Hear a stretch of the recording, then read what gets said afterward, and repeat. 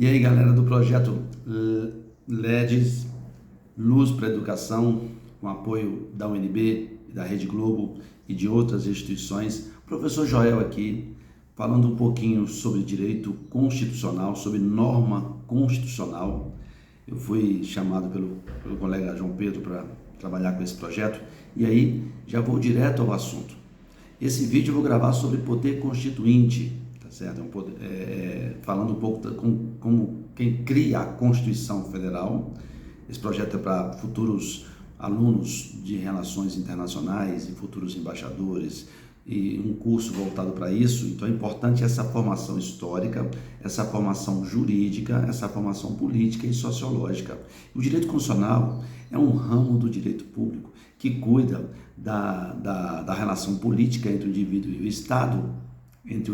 o Estado, e também tem uma parte da ciência política, ele não é só jurídico. Por isso que muitas pessoas reclamam das decisões do Supremo, como o Supremo trabalha, porque desconhece que o Supremo também é um órgão político, não é só estritamente jurídico.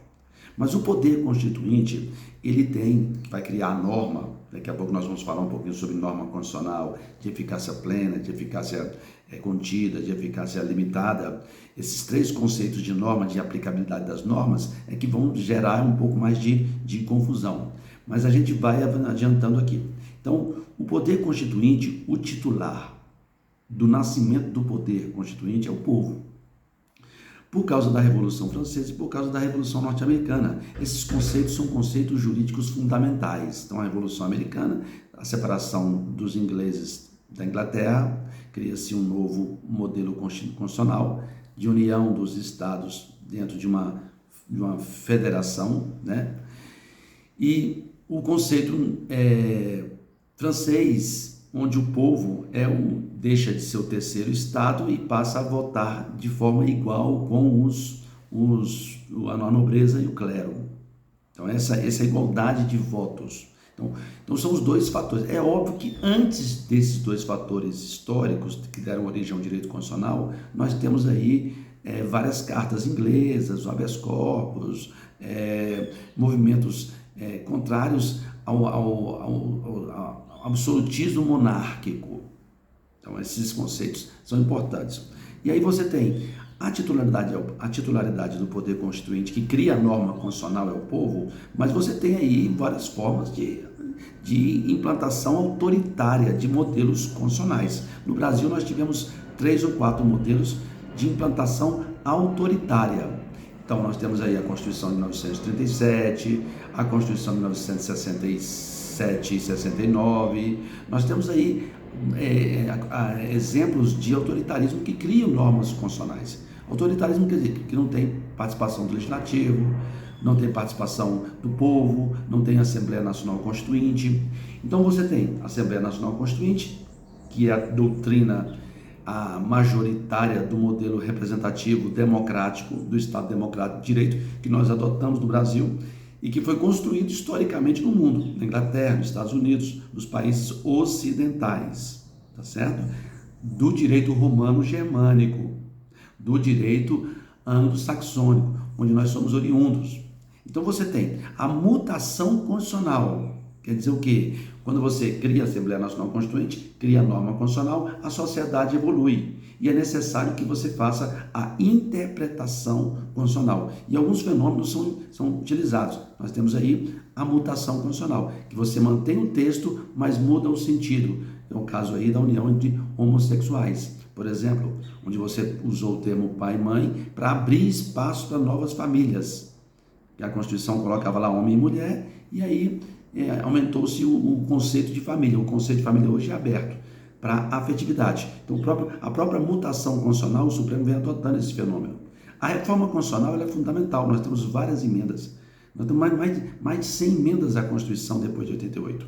Então, é um fenômeno importante de criação da norma constitucional. Tá certo? Então, o poder constituinte originário é o de primeiro grau, que nós chamamos. Ele cria um novo Estado.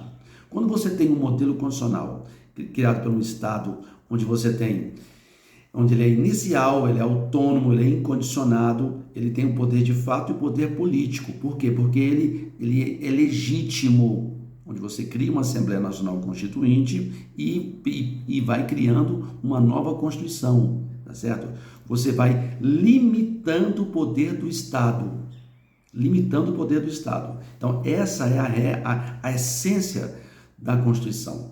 Dizer o que cada um, que faz o Ministério Público, o que faz o Poder Judiciário, o que faz a Defensoria, o que faz o delegado, o que faz o juiz, qual é a função da PM, qual é a função da Polícia Civil, qual é a função do promotor, a função do defensor, o que faz o Supremo, o que faz o STJ, o que faz o TRF, o que faz o advogado. Então, essa é a função da Constituição, limitar o poder do Estado. Porque o Estado era autoritário. Quando tem um Estado democrático de direito, o Estado também se sujeita às regras internas criadas por ele mesmo. Você sabe muito bem que a Defensoria Pública da União cuida dos interesses dos cidadãos frente ao INSS, frente ao próprio Estado.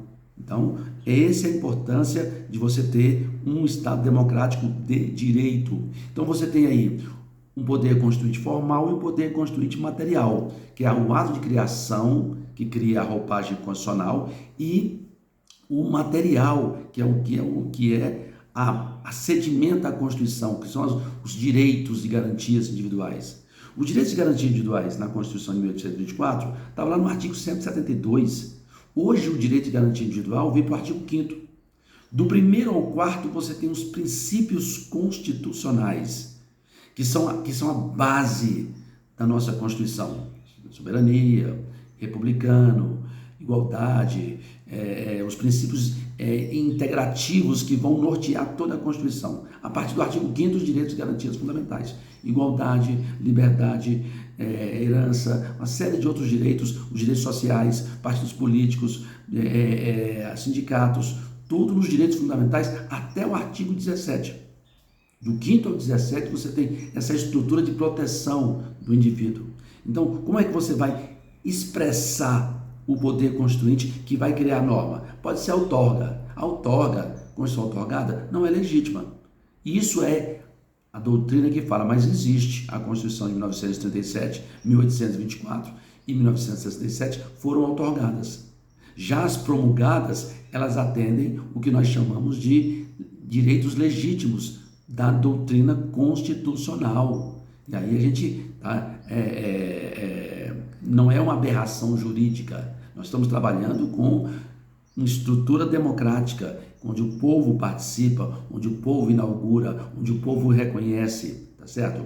Então eu vou fazer vídeos pequenos para a gente não se alongar, tá bom? Projeto LED aqui, pessoal da ONB, pessoal da Rede Globo, tá aqui professor Joel, fiz mestrado em Direito, fiz doutorado em Educação Jurídica e estou fazendo esse trabalho com vocês aqui. Daqui a pouco a gente continua.